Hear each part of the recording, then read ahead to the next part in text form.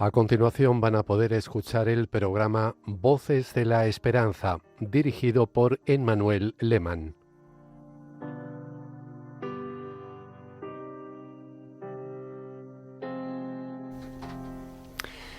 Mi nombre es Emmanuel Lehmann y una noche más estamos en Voces de la Esperanza. Hablemos de adicciones desde los estudios centrales de Radio María en Madrid. Hoy alcanzamos nuestro programa número 20, un número lo suficientemente importante como para atreverme a echar la vista atrás y recordar cómo llegó a mí la oportunidad y el privilegio de conducir este espacio radiofónico tan valiente a la par que necesario.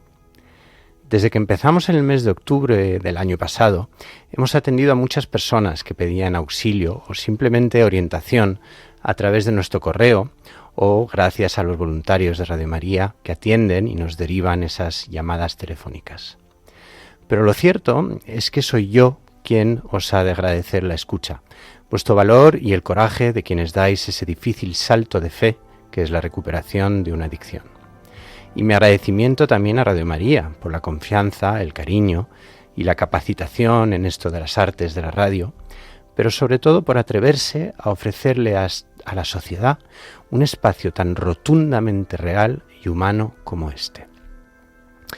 Y este programa no tendría ningún sentido si no resultara de utilidad, si no sirve a quienes sufren en sus propias carnes alguna dependencia o a quienes se encuentran atrapados involuntariamente en la misma tela de araña que teje la enfermedad.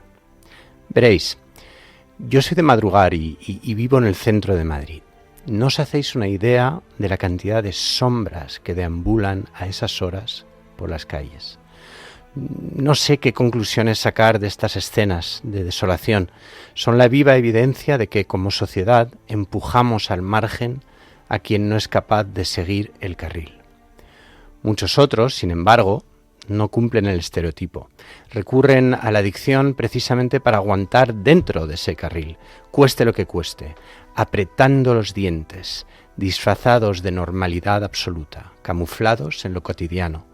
No vaya a ser que alguien descubra su vulnerabilidad.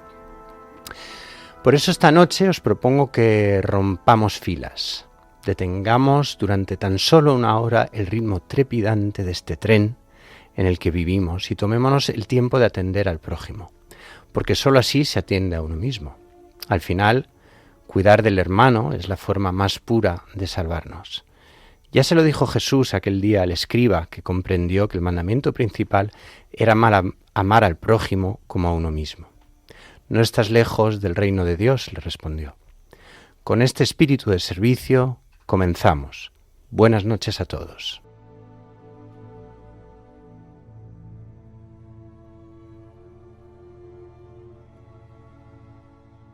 Hay un famoso verso de Borges que dice: no hay otro laberinto que el tiempo. Mientras que la adicción roba el tiempo, el futuro, los sueños, las ilusiones, la luz de la esperanza restituye el derecho a ser dueños de nuestro propio reloj. Bien lo sabe nuestro invitado de hoy, Alberto Escribano, creador de Luz en el Laberinto, un canal en redes sociales centrado en la divulgación sobre adicciones, transformación personal y salud emocional. Además, Alberto dirige Forum Thérapeutique, un centro clínico especializado en el tratamiento ambulatorio y residencial de las adicciones. Y también es director de proyecto de la Fundación Forum Salud, el brazo social y fundacional de la entidad. Prevención, inserción sociolaboral y acompañamiento. Su historia, además, tiene un peso especial porque no habla únicamente desde la teoría o desde el ámbito profesional. Alberto vivió durante años atrapado en la adicción a la heroína y a la cocaína y hoy lleva más de 16 años y medio sin consumir. Enhorabuena, Alberto, y bienvenido a casa. Muchas gracias, Manuel. Es un placer tenerte aquí con nosotros. Para mí también. Gracias. Además nos acompaña, como es sana costumbre, nuestra experta en adicciones, Andrea Bosque. Bienvenida. Buenas noches. ¿Qué nos vas a traer hoy? ¿Qué nos vas a contar? Bueno, y vamos a hablar de algo curioso, ¿no?, que ocurrió en la vieja Europa y que también tiene mucha relación con uno de los recursos para salir de la adicción que hay hoy. Bien, pues quedamos atentos. Saludamos también a Rocío García, que nos acompaña hoy en Control de Sonido. Así que, música maestra.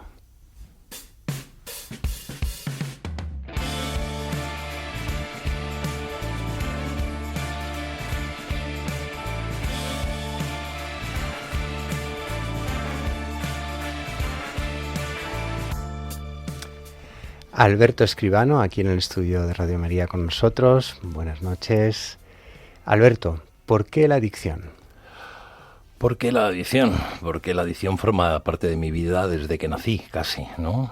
Desde pequeño yo ya recordaba tener comportamientos adictivos. O sea, me acuerdo con el calcio 20, con las chucherías, mi manera de consumirlas era muy compulsiva. De hecho, los vecinos que se cruzaban conmigo me decían, chico, no te metas tantos chicles. Yo llevaba a la boca el paquete entero. O sea, no podía parar de comerlos. En ese momento, evidentemente, no me daba cuenta, ¿no? En ese momento simplemente buscaba placer, ¿vale? Pero luego, curiosamente, resulta que poco a poco no paré de buscar placer en distintas cosas. La adicción, llamémoslo a las sustancias, ¿no? Aunque no es la única, fue la que más placer me dio durante un tiempo, ¿no? Se calmó esa ansiedad permanente con la que yo vivía. Me dio un lugar, pues, bastante agradable al principio, pero bastante desagradable al final, ¿no? ¿Cómo definirías esta palabra adicción? A ver, para mí la adicción es una persona con una herida en el alma, que no encuentra su lugar y es un buscador. O sea, va buscando fuera lo que no tiene dentro. Y lo busca desesperadamente y lo busca a cualquier precio. Entonces, pero es una insatisfacción que afecta a todos los niveles. El mental, el físico, el emocional y el espiritual. En tu caso, si nos atreviéramos a tirar del hilo, ¿con qué nos encontraríamos? Con un buscador permanente. Con alguien, con un insatisfecho permanente, con alguien que no tiene un lugar seguro y que lo va buscando continuamente. Y bueno, poco a poco se va encontrando, ¿no? Gracias a Dios y gracias a ese no descansar de buscar, pero los caminos, el laberinto, como tú nombrabas, ¿no? Ha sido bastante complicado. Me resulta interesante esta imagen del explorador porque es como que este explorador no calculó bien el mapa, no calculó bien la ruta. A veces hablamos en este programa de que la adicción es a veces un error de cálculo, ¿sabes? Como si todos buscáramos realmente algo y lo más cercano que tenemos es la botella, es la pantalla, ¿Este fue tu caso? A ver, directamente en mi caso no había mapa.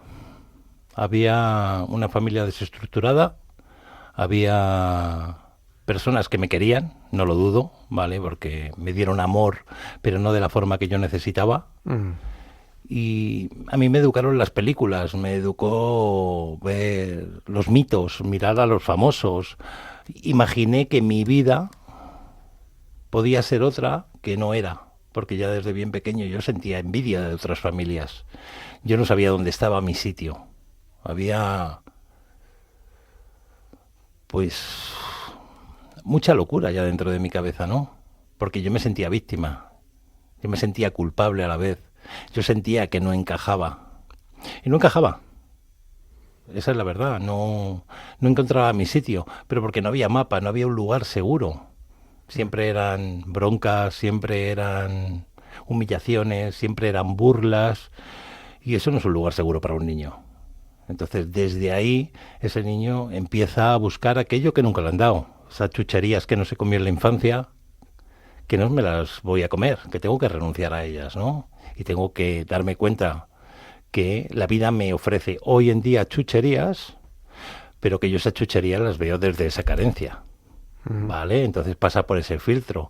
Entonces, hasta que no renuncie a eso, va a ser muy difícil que yo pueda vivir a gusto en mi piel.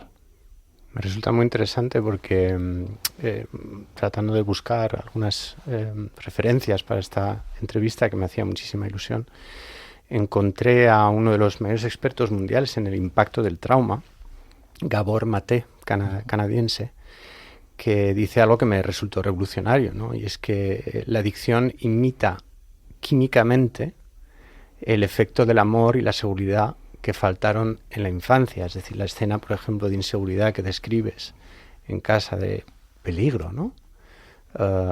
Esto crea un mensaje neuroplástico, por así decirlo, de inseguridad, y ese chut de la sustancia pasa a imitar esa sensación de placer y bienestar o de seguridad. Uh-huh. No sé si puedes comentar algo al respecto. ¿Qué te parece? Para mí básicamente es eso. Yo pasé de traumado a desalmado, ¿vale? O sea, yo era un niño con muchos miedos, con muchas inseguridades, con mucha duda sobre mí mismo, envidioso a la vez, comparándome con los demás. Todo eso lo vivía dentro de mi cabeza y trataba que no se notase. Pero yo sentía que no pertenecía, básicamente. Entonces los demás sí, todos los demás teníais una vida cojonuda, ¿vale? Bajo mi mente, pero yo no. Y era ese niño que estaba en esa habitación solo, jugando y sintiéndose víctima, ¿no? O sintiéndose que no pertenecía a ese lugar. Y eso se quedó grabado. A partir de ahí, la primera vez que yo probé un mini de cerveza, me acordaré siempre, fue en el parque de atracciones. Uh-huh. Y estaba la chica que me gustaba, ¿no? Y claro, con todo este trauma con no pertenecer, yo no me podía decir ni hola. Claro. Y cuando me tomé ese mini de cerveza, a mí me dio un calorcito, uh-huh, que de repente me pude acercar a ella, la chica me dijo que sí, o sea, todo fueron beneficios lo que yo recibí. Pero yo lo que noté era que me convertí en una persona segura, tenía un apego seguro. O sea, yo estaba seguro de mí mismo y me podía hasta equivocar, podía faltar el respeto, podía ser desagradable, aquello que no recibí. Porque lo que recibí es juicio, juicio, juicio, juicio, juicio, constantemente. Yo tengo un hecho concreto, ¿no? Mi familia era disfuncional hasta el punto de que una vez traje matrículas de honor del colegio, todo. Uh-huh. Y mi padre me dijo que no quería un niño lila, que el día que trajera un suspenso me haría un regalo. Yo también puse y trato y me asombro, ¿no? Yo entiendo por qué lo hizo, ¿no? Él tenía miedo que me tomaran el pelo, él tenía miedo a la debilidad, él tenía miedo a muchas cosas y lo hizo desde el amor. Pero a mí me destrozó, porque, ostras, es que lo estoy haciendo bien. Lo hago bien y tú me dices que soy un niño lila. Al final es un problema sistemático, del sistema entero, ¿no? De la familia. Y no dejamos de ser un eslabón de una larga cadena que viene antes, ¿no? Claro. Parece que hoy haces una lectura indulgente de tu padre. Sí, pobres, ¿no? Al final como pobre yo, aquí no hay ninguno que no seamos pobres, ¿no? Pero fíjate, yo una vez le hice una carta de agradecimiento a mi madre, ¿no? Y yo comprendí que sus creencias la lleven a hacer las cosas que hace. Claro. Porque a mí las mías casi me llevan a matarme. Y me llevaron a saltarme todos mis valores. Y me llevaron a convertirme en una persona muy despiadada. O sea, honestamente, yo cuando consumo me vuelvo soy alguien malo. Entonces yo entiendo que otras personas, por sus procesos mentales, por las circunstancias que han vivido, por sus propias infancias, pues es que no puedan hacer otra cosa. Porque yo durante mucho tiempo no he podido hacer otra cosa. Incluso hoy por hoy, en algunas áreas puedo tener dificultades. No significa que me he iluminado, ni mucho menos. Por eso que busque la iluminación, pero vamos, ando lejos, ¿no? Es un proceso, ¿no? Sí, o a lo mejor no me corresponde llegar a ello. A lo mejor tengo que aceptar que yo soy así, que yo tengo estas cositas dentro de mí y que están bien, y me tengo que querer por ellas, ¿no? Porque si no entro otra vez en el juego de no me aceptaron, pero yo tampoco me voy a aceptar. O sea, yo no voy a abrazar mi sombra, yo no voy a decir que soy un tío a veces débil, que necesito un abrazo, que a veces llora, que a veces que no soy perfecto, que no puedo ser perfecto, que me encantaría. Pues a mi mente sí, a mi mente le encantaría, no sé, ser Bad Bunny ahí subido en él. Pero no, esa no es la realidad. Mi realidad es que soy una persona vulnerable. Oye, y si avanzamos un poquito en el tiempo desde aquel mini y esa chica que te gustaba en el parque de atracciones, como desde aquel parque de atracciones llegas al terror de la adicción más grave a sustancias como la heroína o la cocaína? ¿Qué pasa entre medio? ¿Qué pasa? Bueno, pues va pasando que se empieza a utilizar, yo ya empiezo a decir que yo no puedo salir sin beber alcohol porque me aburro, no es cierto, no es aburrimiento, ¿vale? Esto quiero, porque hay mucho joven que se lo tiene que estar diciendo, pero realmente lo que pasa es que no puedes salir sin beber alcohol porque salen a la luz tus traumas, ¿vale? Y eso es importante, entonces empiezo a recurrir al alcohol para volverme ese tío de ficción, de cómic, porque trato de imitar a la gente de las películas, o sea, así de triste, ¿no? Y voy cambiando de grupos, paso por los skin, paso por los punkis, paso por los pijos, paso por todos los lados intentando encontrar mi sitio y no lo encuentro, en todos los sitios yo siento que no. Eso al final me lleva a consumir solo, ¿vale? Primero porque no quiero compartir mi sustancia, ¿vale? Y segundo porque no me siento a gusto absolutamente con nadie. En esa soledad, pues un día, por casualidad, termino en un poblado, ¿no? Y veo que le pierdo el miedo al poblado, que no pasa absolutamente nada y que tú vas allí, que consigues la droga y es un sitio donde estoy cómodo, ¿vale? Porque ya la gente de alrededor pues no me juzga, aunque algunos sí, que me dice, yo tenía una manera de consumir muy compulsiva de todos los días. Me decían, chico, no consumas tanto que te vas a matar. Y yo los miraba, me lo decía gente que estaba en la calle. Yo tenía mi coche, tenía mi casa, tenía mi trabajo. Yo no perdí nada de eso, aunque estuve ahí. Gracias a la vida, ¿no? Voy a decir, porque jugué a la ruleta para perderlo todo. Pero hubo una parte que siempre me protegió, ¿vale? Entonces lo mantuve. Me pude pagar mi consumo, aunque era muy alto. Pero evidentemente al final yo ya los últimos 12 años de mi vida empiezo a pincharme y a pincharme todos los días. De hecho tengo una escena tengo varias, ¿no? Fotos negras de estas. Una de ellas es que tenía un absceso en el brazo, decían que me lo tenían que cortar seguramente, una hepatitis tóxica, y que si consumía esa noche pues me iba a morir seguramente. Bueno, yo me escapé del hospital, ¿vale? Y me acuerdo que estaba en el Gregorio Marañón y me escapé amarillo perdido a las 3 de la mañana con el pijama de Gregorio Marañón, ¿no? De urgencias. Y de repente, cuando ya iba camino a casa para coger dinero y para irme a consumir, me paró la policía. Y me preguntan qué hago ahí. Y yo no se me ocurre la brillante y la genialidad idea de decirle, no, he salido a tomarme un café, que trabajo ahí en el Gregorio Marañón y demás, pero me salvaron la vida. Me tuvieron que llevar, me tuvieron que atar. O sea, es muy fuerte que alguien le diga, te vas a morir, y que al final te tengan que atar. Y además el muy sinvergüenza, desalmado, bueno, que no es eso, simplemente es que tiene tal ansiedad que no puede con ello, se pone a cantar toda la noche en el hospital con el afán de molestar para que me suelten, porque me da igual morirme, yo lo que quiero es consumir, quiero una dosis más. Y eso yo no sé qué da, porque no me daba nada, lo que me daba era la ansiedad profunda de querer otra dosis más. No me calmaba. O sea, no puedo entender, hoy por hoy, ¿no? Tantos años después, cómo yo he podido ser esa persona. Pero que lo soy, eso también está dentro de mí, ojo, que no me puedo confiar. Resulta curioso pensar que si hay algo que se te sigue escapando de aquella persona de antes y sin embargo has sabido reconducir tu vida hacia la ayuda a los demás y convirtiéndolo incluso en tu profesión, ¿no? Fíjate, yo ayer hacía un vídeo que no lo subí ni nada, bueno, un short de estos cortitos, que decía que yo estoy roto. O sea, que han pasado 16 años y medio, me he trabajado mucho terapéuticamente, que yo he hecho grandes avances, que cumplo con mi trabajo, hago mis cosas, pero yo soy una persona que por dentro está rota. Pero aún así, no tengo que destruir ni mi vida ni la de los demás. Y creo que para mí ese es el mensaje de esperanza, ¿no? Porque yo idealizaba mucho la recuperación. Oye, y muchas cosas son trabajables, hay cosas que han mejorado millones, ¿no? Hay cosas que no me dan problemas, porque a lo mejor sería insoportable si no hubiera mejorado eso. Pero hay partes de mí, joder, que todavía necesitan ese abrazo, que necesitan esa seguridad, ¿no? Que lo hablaba contigo, que lo voy encontrando en la meditación, en la oración, en una parte espiritual que otras cosas no me la han dado. Y de momento no me lo dan. Eso sí, sigo buscando. Sigo siendo aquel buscador, ¿no?, que inicia el camino. Sigo ahí. No pierdo la esperanza en nada porque mi vida ha mejorado años luz.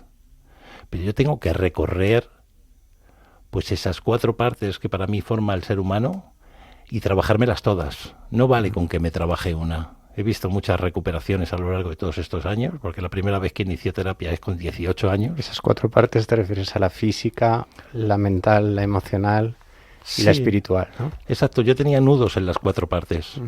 Y algunas lo tenía a nivel 7, otras a nivel 2, otros a nivel... Y lo que me está llevando la experiencia, lo que me está llevando la vida, lo que me está llevando, para mí, el bendito dolor, ¿vale?, que tiene su lado bendito también, es a trabajarme todas, sin poder escaparme de ninguna. Porque muchas veces yo he renegado de muchas, ¿no? Por ejemplo, de la espiritualidad. Vamos, yo lo que buscaba era éxito. ¿Vale? Yo lo que quería era ser famoso, lo que quería era tener dinero, lo que quiero. Y bueno, y todavía hay una parte que lo quiere, ¿vale? Pero, ostras, y esa parte está bien, no está mal, no está reñido.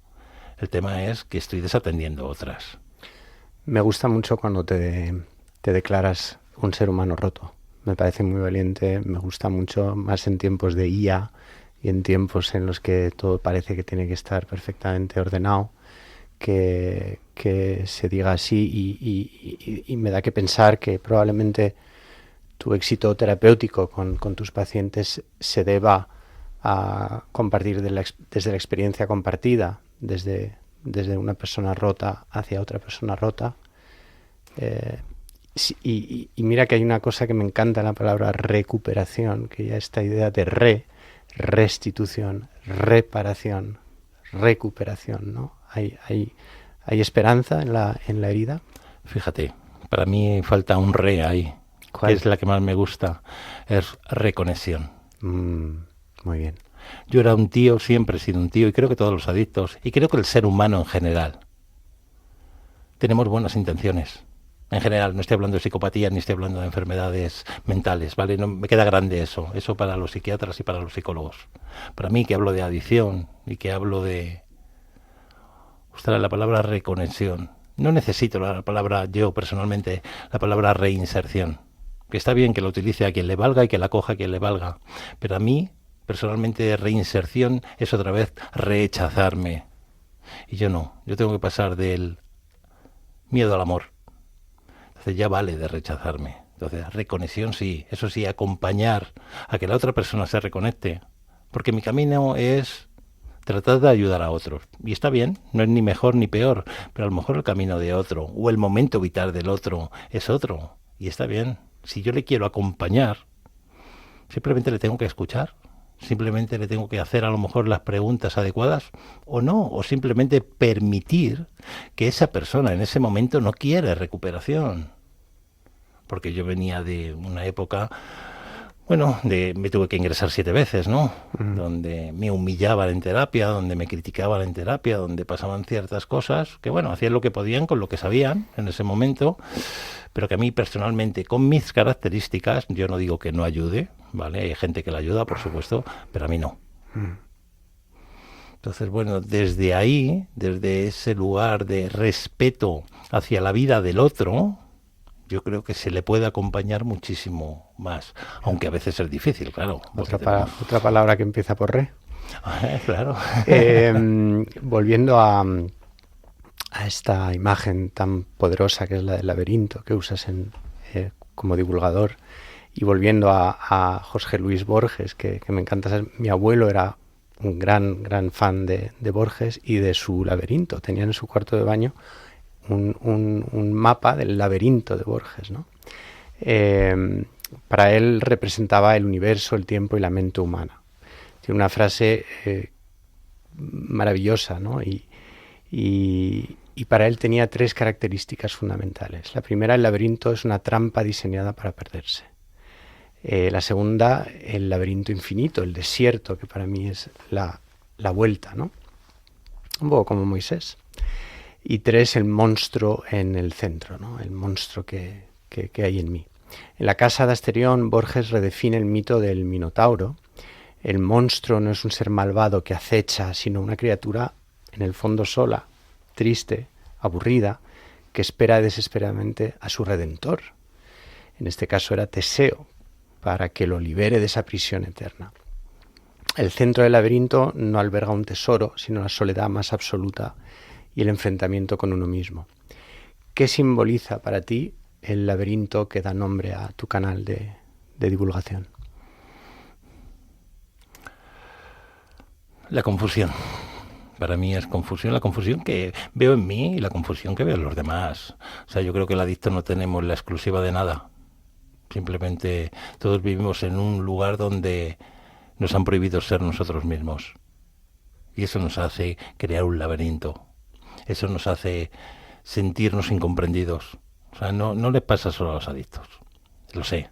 Vale, me relaciono con gente, trabajo con un equipo, veo a familiares, me relaciono con más gente, no solo con adictos. Y les veo y me vienen, y cuando los escuchas te das cuenta que están buscando muchas veces ese huido, esa humanidad que bajo mi punto de vista, ¿vale? Estamos perdiendo y hemos perdido ya. No que la estamos perdiendo, para mí simboliza eso el laberinto.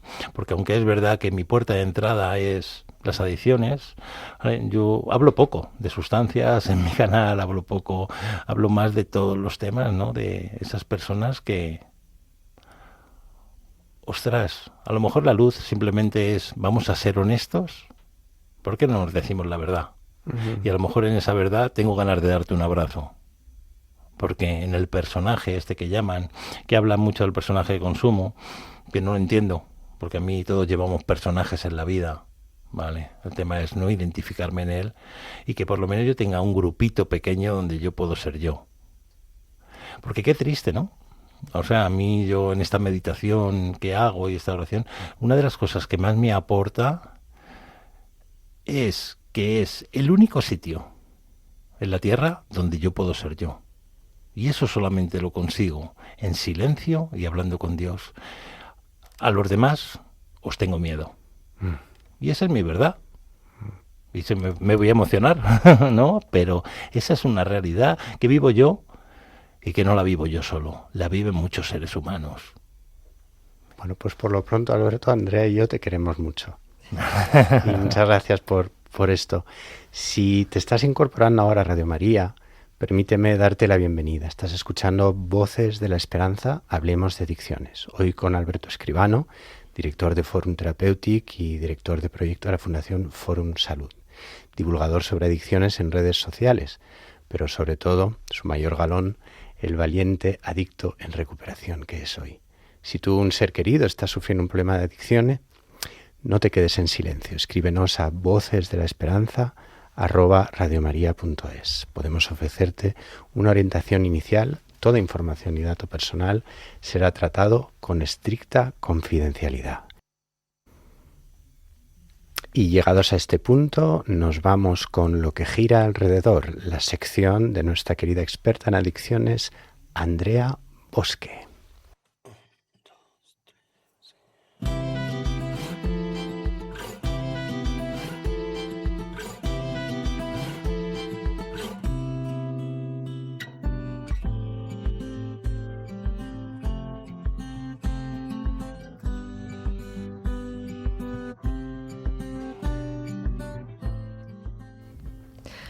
Buenas noches. Hoy en mi sección me gustaría contaros una historia difícil de creer y que empezó como un fracaso estrepitoso, pero terminó cambiando la forma en la que podemos llegar a entender incluso al ser humano. Se trata de un experimento sobre cómo tratar las adicciones que tuvo lugar en Zúrich, en Suiza. Cuando pensamos en Zúrich solemos pensar o imaginar, ¿no?, una ciudad ordenada, limpia, rica y segura, ¿no? Y lo que pocas personas pueden saber es que en los 80 esa misma ciudad se convirtió en un símbolo mundial del desastre asociado a la heroína. Pues todo ocurrió en un parque llamado Platzspitz, un parque hoy en día precioso, situado junto a la estación central de tren, entre dos ríos, en pleno corazón de Zúrich. Hoy es un lugar tranquilo, ¿no?, como os decía, donde pasean familias, bueno, lo que sería un parque al uso, pero durante varios años fue conocido en todo el mundo por el Parque de la Aguja. Para entender cómo se llegó hasta ahí, hay que situarnos en la vieja Europa de los 80. La heroína estaba causando estragos, miles de personas desarrollaban dependencia y las autoridades respondían con la estrategia habitual: perseguir, detener y expulsar. El problema era que los consumidores no desaparecían, simplemente se trasladaban de una plaza a otra, de una calle a otra o a otro barrio. Era como intentar apagar un incendio moviendo las llamas de sitio, sin solución. Ante aquella situación, las autoridades de Zúrich tomaron una decisión que parecía bastante pragmática. Si no podían hacer desaparecer el problema, pues vamos a concentrarlo. A partir de 1987, el consumo y la venta de drogas fueron tolerados en Platzspitz. La policía apenas intervenía y los servicios sanitarios podían acceder con mayor facilidad a la población que consumía. El objetivo, aunque parezca esto muy alocado, era reducir daños, controlar la situación y evitar que el fenómeno se dispersara por toda la ciudad. Sobre el papel, y teóricamente parecía bastante razonable. Lo que pasa es que en la práctica, cuando un recurso se convierte en un punto de referencia, se produce ese efecto llamada que atrae a personas de muchos lugares, ¿no? Pues consumidores, traficantes, pues al final ahí se reunía todo tipo de personas tocadas por la oscuridad y podían llegarse a juntar incluso entre 2.000 y 3.000 personas al día. Lo que había nacido como una medida de contención terminó convirtiéndose en una escena abierta de consumo de dimensiones muy grandes, ¿no? Las imágenes dieron la vuelta al mundo, personas inyectándose a plena luz del día, jeringuillas por todas partes, sobredosis continuas, prostitución, violencia, delincuencia, pero sobre todo un denominador común que es un sufrimiento humano muy difícil, ¿no?, de describir. Hay un dato que impresiona especialmente y es que los equipos sanitarios que trabajaban allí llegaron a realizar miles de reanimaciones por sobredosis. Algunos días tenían que intervenir hasta más de 20 veces. Mientras tanto, el VIH, hepatitis avanzaban con enorme rapidez entre la población extremadamente vulnerable. Este experimento, después de un largo tiempo, pues obviamente fracasó, pero no porque los consumidores fueran personas sin solución ni porque la ayuda sanitaria fuera inútil. Fracasó porque se confundió reducción de daños con abandono y al final se acabó creando un espacio donde el consumo era tolerado, pero que durante años no existieron recursos suficientes, ni terapéuticos, ni sociales, ni sanitarios, para acompañar de verdad a las personas que hacían ese tipo de vida y que consumían. Finalmente, el 5 de febrero del 92, las autoridades cerraron el parque. Sin embargo, el problema tampoco desapareció. Simplemente se trasladó a otra zona de la ciudad, alrededor de una estación abandonada en Letten. Es decir, que la tolerancia absoluta tampoco había funcionado, pero la represión por sí sola pues tampoco funcionaba. Entonces fue precisamente en este fracaso doble en el que Suiza se puso las pilas, ¿no? y pensó de una forma disruptiva, diferente. Reunieron un equipo de médicos, investigadores, políticos y ciudadanos y llegaron a plantearse pues una duda un tanto incómoda, ¿no? ¿Y si estamos enfocando mal el problema? ¿Y si la adicción no es solo un tema policial? ¿Y si también es un tema de salud, ¿no? Y de ahí nació la famosa política de los 4 pilares que todavía hoy sigue siendo una referencia internacional: prevención, tratamiento, reducción de daños y control del narcotráfico. No uno de ellos, sino los 4 juntos. Y aquí apareció, entre otras soluciones, una de las medidas más controvertidas de la historia de las adicciones: la prescripción médica de heroína para personas con dependencia grave que no habían mejorado con otro tipo de tratamientos. O dicho de otra forma, personas que podían llevar años atrapadas en el consumo dejaron de acudir al mercado ilegal y comenzaron a recibir la sustancia, pero bajo supervisión médica. Muchas personas, lógicamente, se escandalizaron con esta medida porque podía parecer una locura, pero sin embargo los resultados mostraron algo súper interesante, y es que cuando disminuye la persecución obsesiva de la sustancia, aparecen ciertos espacios para poder trabajar en otras áreas de la vida, como la salud, la vivienda, los vínculos, una inserción laboral, la psicoterapia y, ¿por qué no?, una recuperación. Yo creo que el verdadero aprendizaje de Platzspitz no es que haya que permitir las drogas, ni muchísimo menos. Tampoco que haya que prohibirlas categóricamente, porque, como veis, se pueden hacer excepciones. La adicción, al final, ¿no?, que es un poco la lectura que nos deja todo esto, es que es un fenómeno bastante más complejo que reducirlo solo a una sustancia, ¿no?, a una conducta. Cuando una persona consume compulsivamente, normalmente no está persiguiendo una droga, está intentando escapar de algo, de un dolor, de un vacío, de un trauma, de una soledad o simplemente pues, de una sensación de no poder vivir consigo misma. Y mientras solo discutamos sobre sustancias, pues seguiremos mirando el dedo y no a la luna. El parque de la aguja mostró al mundo algo bastante incómodo, y es que ni el castigo por sí solo cura, ni la permisividad por sí sola cura, que lo que ayuda es combinar límites, tratamiento, acompañamiento, dignidad y evidencia científica.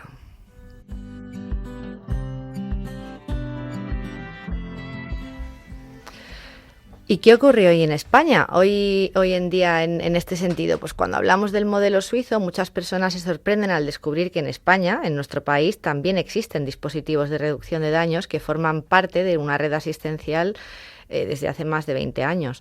Los centros de reducción de daños son recursos dirigidos principalmente a personas que continúan consumiendo sustancias y que por distintos motivos pues todavía no están preparadas para iniciar un tratamiento de abstinencia o tienen pues grandes dificultades para hacerlo.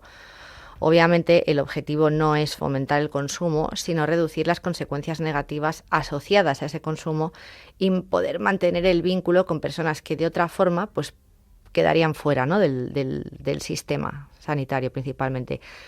Entre los servicios que ofrece un centro de reducción de daños, pues podemos encontrar material estéril para el consumo, prevenciones de sobredosis, atención médica y de enfermería, apoyo psicológico, intervención social, detección de enfermedades, orientación sanitaria y también la derivación a programas de tratamiento, pues cuando la persona decida dar este paso.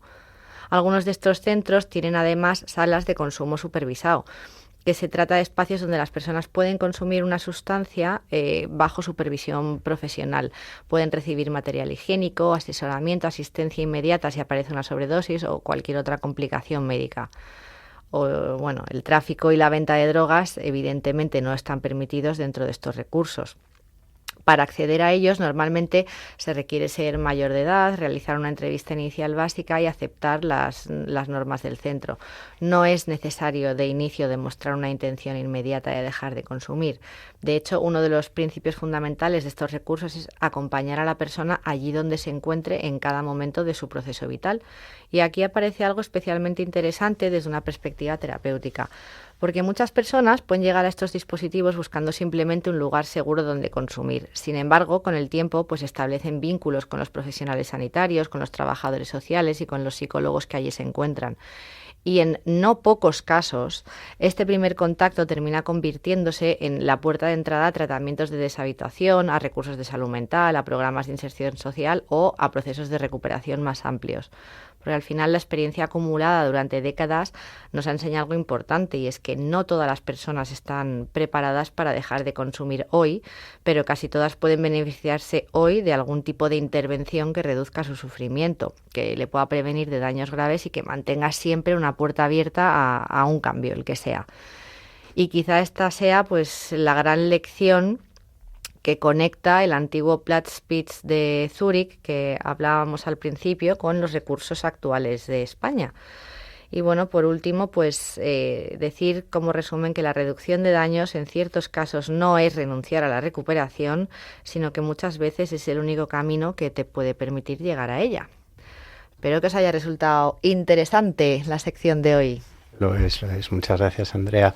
Fijaos, como modo de anécdota, que en el 2019 la Asociación Narcóticos Anónimos celebró en Zúrich su convención europea, y el Ayuntamiento de Zúrich cedió esa plaza donde morían diariamente adictos en los 80 a la Asociación Narcóticos Anónimos para celebrar su convención durante todo el fin de semana ahí. Ah, qué curioso. Un símbolo impresionante, ¿no? Uh-huh.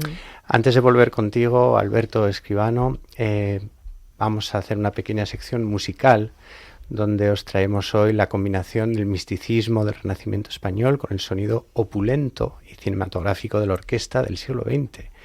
Jesús Dulcis Memoria, del abulense del siglo XVI, Tomás Luis de Victoria, con un texto del gran místico San Bernardo de Claraval del siglo XII, aunque en esta versión de Leopold Stokowski no lleva la letra. Os cuento un secreto. Parece que hoy en día los musicólogos saben que esta obra probablemente no fue escrita por Tomás Luis de Victoria, fue una atribución errónea del siglo XIX. Igualmente es preciosa. Esta versión, como os he dicho, Leopold Stokowski, está, digamos, modernizada, más del siglo XX. Este director, por cierto, es famoso por dirigir la música de la película Fantasía de Disney. Escuchamos con atención.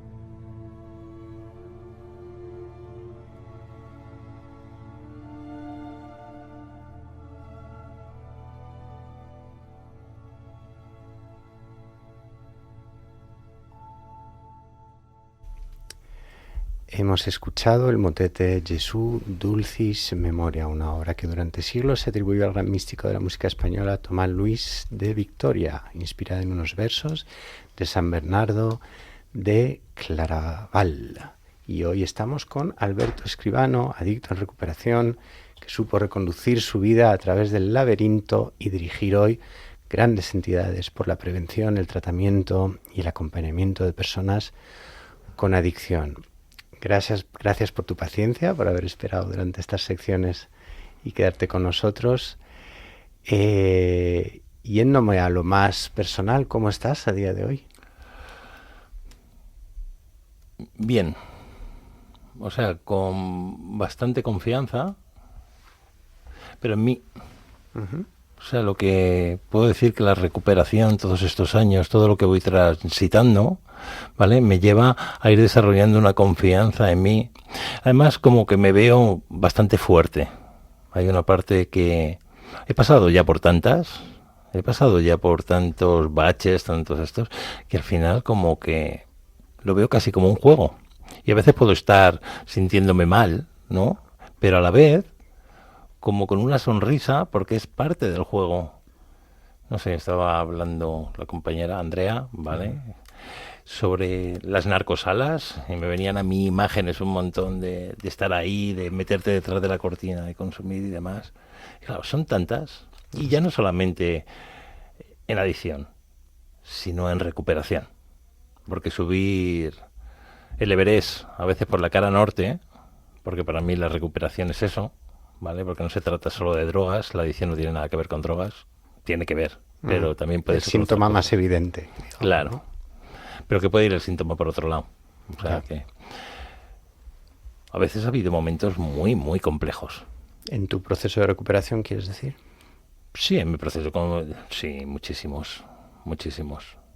De donde estar perdido, pero siempre hay algo que te sostiene, ¿no? Como aquel día, que de repente la policía me encuentra y me lleva al hospital y me atan. No me gusta, a veces no me gusta lo que me manda la vida, pero al final se va desarrollando una confianza y además también una sumisión ante la vida, que a mí personalmente me hacía falta, ¿no? Que me creía que yo era Dios, desde la herida, ¿no? Pero o sea, al final te pone en tu sitio. Y en este momento, no sé lo que va a venir mañana, pero en ese corto instante me identifico como una persona rota, pero a la vez poderosa. Es algo curioso, es algo, bueno, para mí grato. ¿Qué le dirías a día de hoy a ese niño del parque de atracciones con su mini y acechando a la chica que le gustaba? Wow, que ese día nos subimos en la montaña rusa y que todavía no hemos bajado, le diría, ¿no? Y o sea que ha sido un viaje todo esto, ¿eh? Un viaje apasionante. Y que espero que siga muchos años. Además que si hay bajadas interesantes también me gustan, ¿no? O sea, lo que decía antes. Me gusta mucho la vida. Me gustan mucho los desafíos, me gusta mucho crecer, me gusta mucho evolucionar, me gusta mucho ayudar. He encontrado muchas cosas que me gustan hoy en día mientras estoy roto. Quiero remarcar eso, ¿vale? Porque muchas veces esperamos a no estar rotos para hacer. No, estás roto, pero haz, no pasa nada. Y luego ya llegará un momento dado, a lo mejor que no esté roto, yo todavía no lo conozco, ¿vale? Y sigo buscando y sigo recibiendo ayuda cuando me hace falta, y hay momentos de mucha plenitud, es verdad, pero hay otros momentos donde me pierdo y vuelvo a la básica. Pide ayuda, sé receptivo, sé honesto, di tu verdad, y a partir de ahí, bueno, pues otra vez me vuelvo a encontrar y vuelvo más sabio. Bueno, más sabio, no sé, la palabra no es sabio, pero sí más fuerte. Para terminar, me gustaría ofrecerte este micrófono como si no estuviéramos y que te pudieras dirigir directamente al adicto que posiblemente, probablemente, o más bien seguramente nos esté escuchando al otro lado, para que desde tu experiencia puedas dejarle aquella voz de la esperanza. Pues a ver, yo lo que le diría es, hay muchos, sobre todo los que todavía no reconocen esto como un problema. Yo les miraría qué beneficio les está dando la sustancia. Que miras en eso, ¿qué te hace ser divertido? ¿Te hace no tener miedo? te hace ser más fuerte, más guapo. O sea, ¿qué te está dando? Lo contrario es lo que careces. Ese es tu trauma. Lo contrario al beneficio. Entonces, empieza a hablar de ello. Busca ayuda. Para mí, por ahí dicen, ¿no?, que una es demasiado y 1000 no son suficientes. Para mí fue así. Y ¿qué le diría? Mira, que te quiero, aunque consumas. Que este es mi camino, que si te vale bien, que si no tú tienes el tuyo y que tienes derecho a consumir. Yo dejé de consumir porque me mataban las consecuencias y por más que intenté separarlas, no pude separarlas de mí. Si no, a lo mejor seguiría consumiendo porque había una parte que me calmaba. Pero es que las consecuencias cada vez fueron peores, cada vez iban a peor y que de verdad no conozco muchos adictos que controlen la sustancia. Al final te metes una, te tiras todo el día diciendo que no vas a consumir, al final te engañas diciendo me voy a tomar 2 cervezas, voy a cogerme el puntillo, lo disfrazas de lo que quieras, pero ¿cuál es la realidad? Solamente sé honesto. Y la realidad no es simplemente se me ha ido de las manos un día. No, la realidad es que se te va de las manos a ti, te destroza económicamente, emocionalmente, a tu familia la destroza porque serán mejores o peores, pero te quieren ayudar. Y al final vives en la culpa permanentemente. Entonces, qué ánimo, que se puede, que conozco a muchos, que lo hemos conseguido, que no tengo yo ningún trofeo especial, soy uno más, pero que se puede. Entre otros el que les habla. Un precioso mensaje de esperanza, de fe y de amor. Alberto Escribano, que ha estado con nosotros esta noche. Muchísimas gracias por regalarnos este momento. Hasta siempre, estás en tu casa. Gracias de verdad. Queridos oyentes, para retirarnos en oración queremos aprovechar el texto de la música que hemos escuchado hace solo un momento, el himno litúrgico Jesús, dulce memoria. La tradición atribuye este poema a San Bernardo de Claraval, el gran doctor de la Iglesia y místico del siglo XII. San Bernardo nos enseña que el ser humano está hecho para la felicidad, pero que existe una diferencia radical entre las alegrías efímeras del mundo, como pueden ser los paraísos artificiales de las drogas, y la verdadera alegría del corazón, vera cordis gaudia, que nace únicamente de experimentar la presencia viva y el amor de Dios. Jesús, dulce memoria que da verdadera alegría al corazón, pero su dulce presencia supera a la miel y todas las cosas. Nada se canta más suave, nada se oye más alegre, nada se piensa más dulce que Jesús, el Hijo de Dios. Jesús, esperanza para los penitentes. Qué piadoso eres con los que te piden, qué bueno con los que te buscan. Pero, ¿qué serás para los que te encuentran? Ni la lengua basta para decirlo, ni la letra para expresarlo. Solo el que lo ha experimentado puede creer lo que es amar a Jesús. Sé tú, Jesús, nuestra alegría, tú que has de ser nuestro premio futuro. Que nuestra gloria esté en ti por siempre, por todos los siglos. Amén.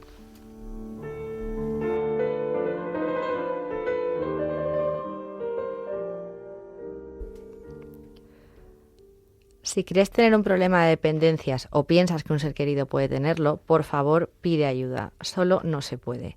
Escríbenos un correo electrónico a vocesdelaesperanza@radiomaria.es. Estaremos encantados de leerte y orientarte. Toda tu información y tus datos personales serán tratados con absoluta confidencialidad. Podéis volver a escuchar este y otros episodios en la sección de podcast de la web radiomaria.es o en vuestras plataformas de podcast favoritas. Nuestro próximo programa se emitirá el sábado 1 de agosto a las 11 de la noche, las 10 en Canarias. Cuéntaselo a quien creas que le puede servir. Estas han sido las voces de la esperanza de hoy. Hasta pronto.